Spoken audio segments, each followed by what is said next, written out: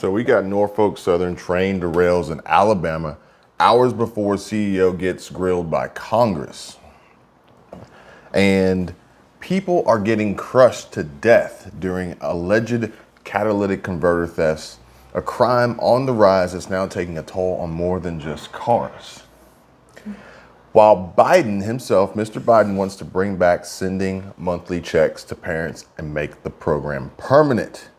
Now, we got a lot to discuss here, one of which being the important topic of this this most recent Norfolk Southern train derailment. Most recent because they're happening daily. And honestly, we're gonna go over this relatively quickly because I know that you have a lot to cover on this. Yeah, I got all the info. Norfolk Southern train derails in Alabama. Biggest question being toxic risks to the public and health concerns, obviously stirred up by East Palestine. Granted, according to the data, historically, there's an average of like 150 train derailments a day. But here's the thing. They consider a derailment if any part of a wheel leaves the track, not even if it actually comes off the track. So when they're saying those numbers, there might be 150 a day, but maybe one or two might be actual full-on. Regardless, they didn't really gain too much national attention until East Palestine, until Mike DeWine, until people started talking about it because Ohio wasn't talking about it. You're not seeing it in the news. Until people started getting sick, getting hurt. And even then, it's not being publicized like it should be. Because with 150 plus cars, anywhere from 100 to 150 to 151 to 212 on the last derailment. No, I was just talking about East Palestine. Oh, East Palestine. Either 149 or 151. There's either one more or one less. We don't know. Which is really odd to me that they can run these trains, not know what's on the trains, have no manifest or ledger, or know how many cars are actually on the track. Regardless, I digress. What happened there just really opened people's eyes, as even with that many cars, no employee was injured, yet thousands of people are at risk of being hurt, as well as their animals, foxes, chickens, dogs, fish. But that was isolated, as you mentioned yesterday or the day before, that another derailment caused an employee death. Not a derailment caused an employee death. Technically, a dump truck just happened to run into an employee on a train. Randomly, and he just happens to be. Listen, he just happens to be the president of BLET division. I think it was 607. I think that's the right number in Cleveland, Ohio. The president of the Brotherhood for Locomotive Engines and Trainmen. It's almost like that movie Final Destination, where if you got out of the plane, you were still gonna die because you were supposed to. Yeah. Crazy stuff. Norfolk Southern train derailed in Alabama on Thursday, but the company and local officials said there is no threat to the public, which is now like a blanket statement. Like, hey, that's the first thing we got to say. Yeah. It's the first thing we got to say. They're still saying there's no threat to East Palestine residents, although, I mean, they released 550 million tons of vinyl chloride into the air. The derailment in Calhoun County, Alabama involved about 37 train cars, though none were carrying hazardous materials. Yeah. The derailment in Alabama was Norfolk Southern's fourth in just over a month. Yeah.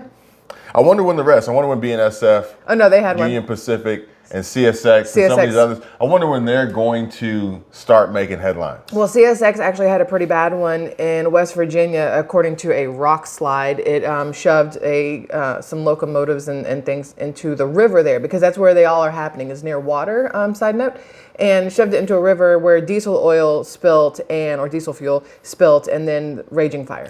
Now, you've been recognized for your work in covering this, the research, some investigative journalism. Congratulations. Hey, thanks. 100,000 plus now. Thanks. Recognized publicly as people want to take pictures of you driving down the road. Really weird. Yeah. Don't be weird, people. Don't be weird. Now, the CEO for Norfolk Southern, Alan Shaw, was raked over the coals by Ohio's 2 U.S. senators. And Shaw said, "I'm terribly sorry for the impact this derailment has had on the folks of the community. We're going to be there for as long as it takes to help East Palestine thrive and recover." Now, if you didn't actually see him during the congressional hearing he had to do yesterday, let me just do a recap of him. "I am deeply sorry for the pain and issues," whatever he said, "this has caused East Palestine." Straight face deadpan, zero sugar honey iced teas given. He goes, "Am I going to make that tea time?" Yeah, I got golf in about an hour. Can we speed this up? His GOP colleague, Senator J.D. Vance, also lashed out at the beleaguered CEO, accusing Norfolk Southern of resisting increased safety measures after enjoying decades of special government privileges. Most of these things are through government contracts. So just days after it's like last night, the disaster in East Palestine, another Norfolk Southern train hauling hazardous materials crashed near Detroit. But let's just talk about that briefly. Norfolk Southern resisting increased safety measures after enjoying decades of special government privileges, and these safety measures, in my opinion, fall into the category of precision scheduling railroad, PSR. That on top of them shrinking down these crews to skeleton crews, overworked, tired, and potentially plagued by health issues, as these railroad union workers are unable to take time off to go to the doctor. That's a safety measure.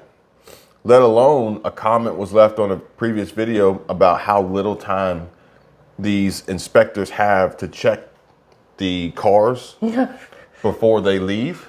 So here's the issue with that, just FYI. Before PSR, before precision scheduled railroads, however you call that, because it's hard to say, before that took place, your trains were shorter. You were under 150 cars, if even that many, sometimes 40, sometimes 100, sometimes 150, and you had a certain amount of time to check all these cars. Well, now these trains are 3 miles long, 200, 242, 290 train cars or rail cars at once. Same amount of time to inspect it, though. So you expect the one person that you're hiring to do this job in the 10 minutes you give them to now triple their length that they're having to check. Of course, you're going to miss things or not make it to the point that matters. So if you look at like the one in East Palestine, Ohio, 32N, that was the train itself that derailed. Car number 23 is the one that caught on fire, the bearing, and came loose, car 23. That means that, in my opinion, whoever had to do the inspection beforehand made it from the front all the way down to car 22 and ran out of time. And 23 back said, uh-oh. Or even worse, they did get to it. They brought it up and, their superior says, we'll get to it later. That actually did happen on one of the trains and headed towards Winston-Salem, North Carolina. Covered that yesterday. And then they want to run the trains faster. They do. The max speed that you can go through residential areas, I believe, is 50. And Norfolk Southern is real proud of themselves because when they went through East Palestine, they were only doing 49. Wow. What an accomplishment. Yeah, exactly. And speaking of special government privileges, the government, Congress, Biden himself stepped in to prevent the railroad strike and make it illegal for the railroad workers to exercise their rights. Talk about special government privileges. People are getting crushed to death during alleged catalytic converter thefts, a crime on the rise that's now taking a toll on more than just cars. And honestly, I hadn't heard about this for like years. I know, because it was a big thing for a while, especially in Atlanta. People were stealing your catalytic converter from underneath you. Copper wire was being stolen everywhere. Like those two things were huge. It says here that between 2018 and 2022, there's been an over 1,000% increase in catalytic converter theft. Apparently, there's a black market, and it has expanded, and states are tightening up laws related to the reselling of the parts. I think if there's a black market for selling, there's a black market for buying. And again, these laws are ridiculous. I'm not going to get into it in this video, but much like other laws that are put in place to keep much like the locks, as I've told you guys before, honest people honest. The dishonest criminals are still going to be dishonest criminals. They're not going to say, oh, all of a sudden there's a law in place, I won't do that. Meanwhile, in the background, an increasing amount of people are being killed while trying to steal the parts. By the owners of the parts or by the parts themselves they're stealing from? You know, you would think you may have this brazen car owner that says, not today, pulls out their Magnum 44. But no, people are scouring for a metal more valuable than gold, which ironically, based on the conversation we had last night, who places their value in gold? Well, for some, in this particular instance, catalytic converters would be worth more to them than gold. Much like we discussed clean water, drinking water, insulin, and other necessities to keep people alive. Between 2018 and 2022, there's been a 1,215% rise in the thefts. According to the NCIB, that part helps cars reduce the amount of toxic and polluting gases emitted from each vehicle's engine. And I guess, you know, this is a push for EVs. They don't have catalytic converters. The thefts have largely risen during times of financial hardship and economic uncertainty, hence the recession.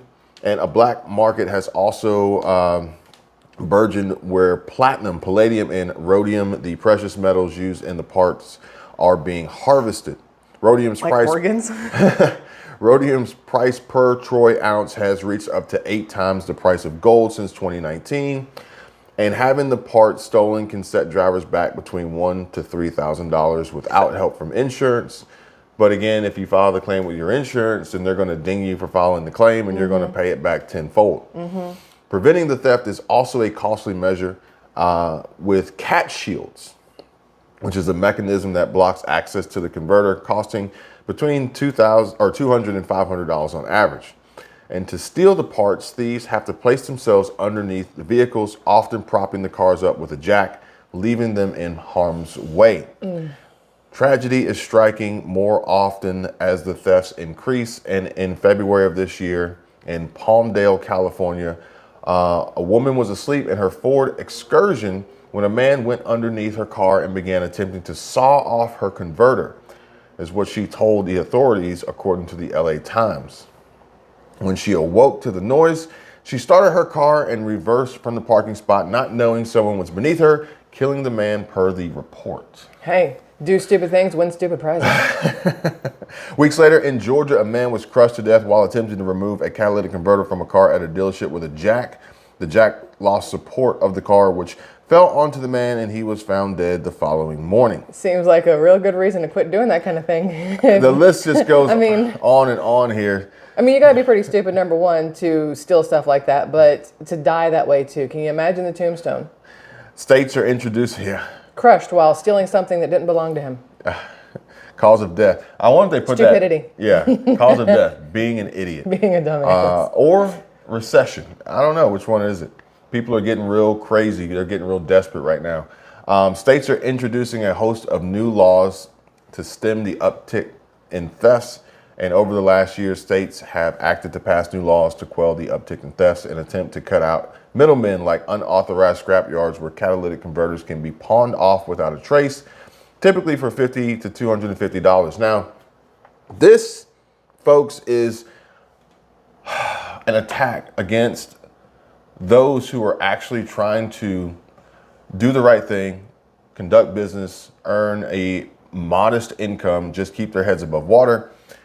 And I can see CBDC having its place here, central bank digital currency, in a way to track and trace and prosecute those who engage in this, but then also hurting the businesses in the process who are not, and just further driving people away from doing these types of businesses. Now that track and stuff is what gets me about this whole CBDC thing. Like, we see that you bought 4 gallons of milk last week. You know, you're only supposed to get 2, so next week we can't let you have any because you doubled up last week, ma'am. In your research, look up Tom Emmer and his proposed bill against CBDC for the sole purpose of it being an extreme breach of our constitutional rights and an invasion of privacy. Tom I-M? E-M-M-E-R. I was about to say, because that's not working. Yeah, you might go on the wrong. End up in the wrong little thing. Meanwhile, Biden wants to bring back sending money or monthly checks to parents and make the program permanent. President Joe Biden released his budget for fiscal year 2024 on Thursday, outlining his priorities. One noticeable item, bringing back and making permanent monthly checks to payments. The first iteration of expanded child tax credit checks lifted millions of kids out of poverty. I have a thought on that. Do you mind if I inject it? Inject. Okay, so as soon as they overturned Roe versus Wade, it meant that all these people who could not afford to have kids were going to have them no matter what. And then you're going to have even more people on welfare, even more kids being abandoned at fire stations or orphanages or wherever else, or harmed.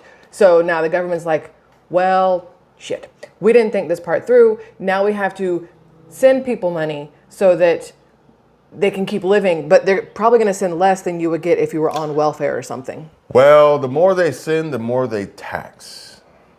So it's a win for them either way. We're paying for it, folks. Ironically, I did come across a story today of Seth Rogen. I talked about him yesterday. And his wife. And their position, some not agreeing with them and others completely understanding their take, but of not having children. Which one of the interesting quotes and statements that he made was, the world doesn't need that right now. Yeah. I don't think it's from the standpoint of Roe v. Wade. I think it's from the standpoint of this is a dumpster fire shit sandwich. Yes. Yes. And if you're near Norfolk Southern, they're going to light it on fire for you. You know, I would not necessarily be in a hurry to introduce new life into this problem. Okay. I think that's where he was coming from. Okay, that makes sense. President Joe Biden's funding wish list is out, and it has some good news for parents.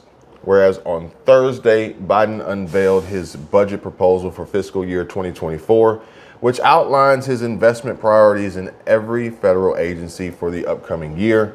It aims to cut the deficit by nearly $3 trillion over 10 years, and it includes a revival of his previous tax proposals, like a minimum billionaires tax and higher corporate tax, as well as the restoration of the expanded child tax credit.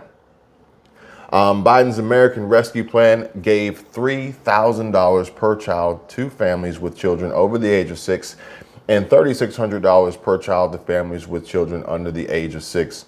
As the ARP also paid out the tax credit in monthly checks rather than as part of an annual tax refund.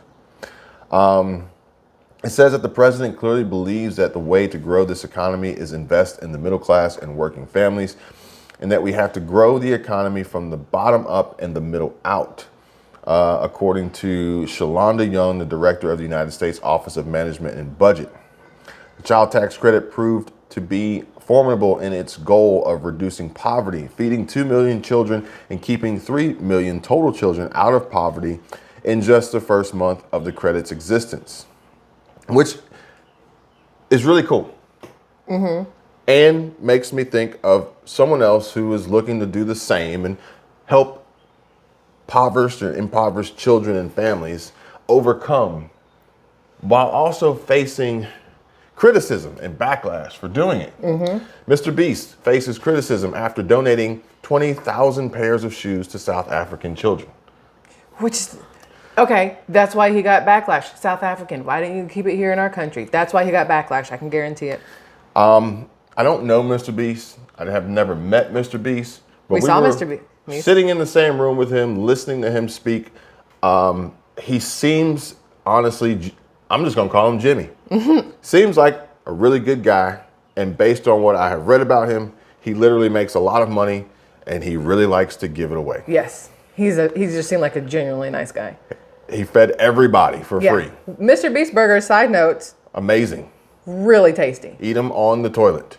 Well, that was the downside. I thought that was just because of me, because that's literally like one of the first times I had meat in like a very long time. Tasty burger. Very tasty. kind of like that Hawaiian joint down on Crenshaw. Now, Mr. Beast is under fire again. This time it's because the YouTuber star gave shoes to 20,000 South African kids. Like, you know, like he helped blind people with surgery. Yeah. I don't understand it. People just want to complain. I don't get it. Most of the times the people that are complaining are the ones that are mad they didn't get some sort of handout in the process. For hundreds of thousands of kids, Mr. Beast explained in the video that in South Africa, the only thing standing between them and an education is a simple pair of shoes. He went to explain that many kids in South Africa have to walk barefoot for miles over harsh terrain, broken glass, and contaminated water just to get to school. And he bought him a pair of shoes. Speaking of which, it has nothing to do with schools and shoes, but I did want to bring you guys an update from Africa, not South Africa, but somewhat Central Africa, Zambia. Bupe shared a photo of her solar-powered charging station setup that she has actually gotten completed, and now she has a much more consistent source of power to keep her phone charged so that she can continue to provide us with new updates and new information, as well as you guys may have seen a video I posted a couple days ago, maybe a week ago, where we went on a little shopping trip with the kids, and Bupe bought them some clothes and some toys and stuff. Nice. So that was pretty cool. Thank you, Bupe, for continuously helping with bringing everybody this important information. That's going to be it for today. Okay. Appreciate you guys watching. Thanks, Squirrel Tribe. Thanks, Michelle. I found the Tom Emmer thing about CBDC. Well, then you guys are going to want to make sure to check out Squirrel Tribe, because I can only imagine what she's going to bring you guys from this information pertaining to central bank digital currency, CBDC, as well as her extensive research and amazing journalism. Oh, wait till you see today's video. You're going to be like, what the